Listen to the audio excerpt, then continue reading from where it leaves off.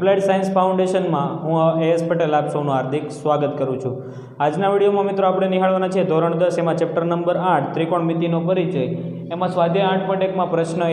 તો મિત્રો વિડીયોને શરૂ કરતા પહેલાં એટલું હું જરૂર જણાવીશ કે આગામી સમયમાં અમે એક ફંક્શન યોજવાના છીએ। જો મિત્રો તમે ફંક્શનનો લાભ લેવા માંગતા હોય, આવા એજ્યુકેશનલ અને ટેકનિકલ વિડીયો જોવા માંગતા હોય તો મિત્રો અમારી ચેનલને અત્યારે ફટાફટ સબસ્ક્રાઇબ કરો કે જેનાથી તમને અમે જ્યારે વિડીયો મૂક્યો ત્યારે બધા પહેલાં ખબર પડે। તો ચાલો મિત્રો વિડીયોને શરૂ કરીએ। મિત્રો અમને ખબર જ છે તમે વિડીયોને વધુમાં વધુ લાઇક કરી દો છો અને શેર પણ તમે કરી દો છો। મિત્રો વાત કરીએ વિડીયોની તો ત્રિકોણ એબીસીમાં બી કાટખૂણો છે। મિત્રો આપણે ત્રિકોણમિતિનો પરિચય ભણી રહ્યા છીએ તો કોઈ પણ એક કાટખૂણો આપણને આપવામાં આવે છે, એમાં બી કાટખૂણો છે, AB 24 છે અને BC આપણને 7 આપેલા છે। તો આપણે ત્રિકોણમિતિય ગુણોત્તરનું મૂલ્ય શોધવાનું છે।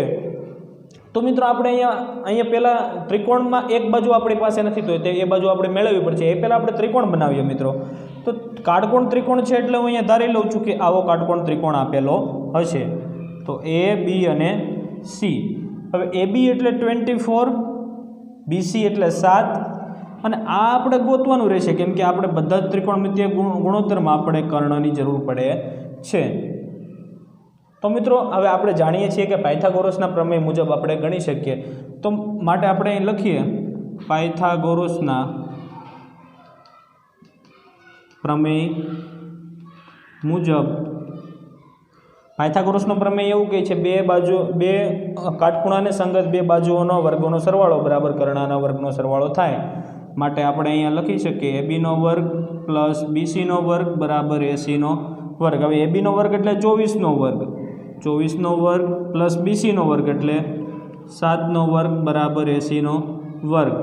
હવે અહીંયા આપણે લખી શકીએ 576 પ્લસ 49। મિત્રો 24 નો વર્ગ થાય 576 અને 7 નો વર્ગ થાય 49। જે મિત્રો મેં વિડીયો નથી બનાવેલા પણ તમને યાદ જ હશે એવું હું આશા રાખું છું।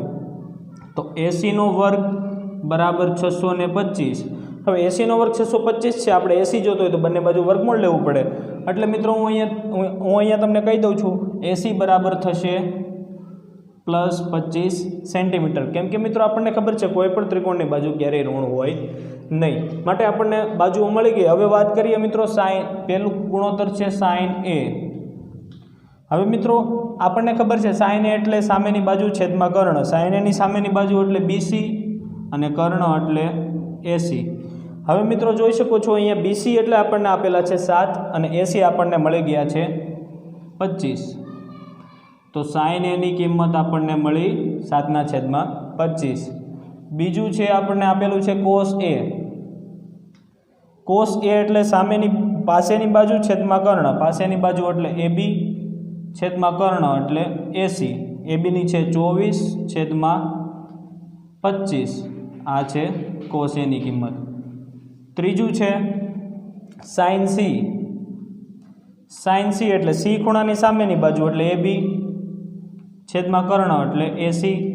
AB એટલે થાય 24 છેદમાં કર્ણ એટલે થાય 25 મિત્રો। હવે વાત કરીએ ચોથું જે છેલ્લું છે કોસ C।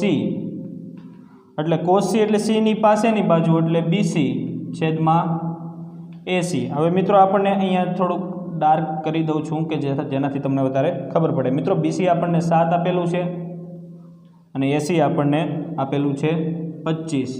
તો મિત્રો આપણે અહીંયાથી જોઈ શકીએ કે સાઇન A બરાબર કોસ C, જે હું અહીંયા એક્સ્ટ્રા લખી દઉં છું તમારા માટે, સાઇન A બરાબર કોસ C અને કોસ A બરાબર સાઇન C। તો મિત્રો મારા વિડીયોને જોવા માટે હું તમારો ખૂબ જ આભાર માનું છું। તમે અમારી ચેનલને ફટાફટ સબસ્ક્રાઈબ કરી દેજો એવી મારી આશા છે। વિડીયોને વધુમાં વધુ લાઈક કરી દેજો।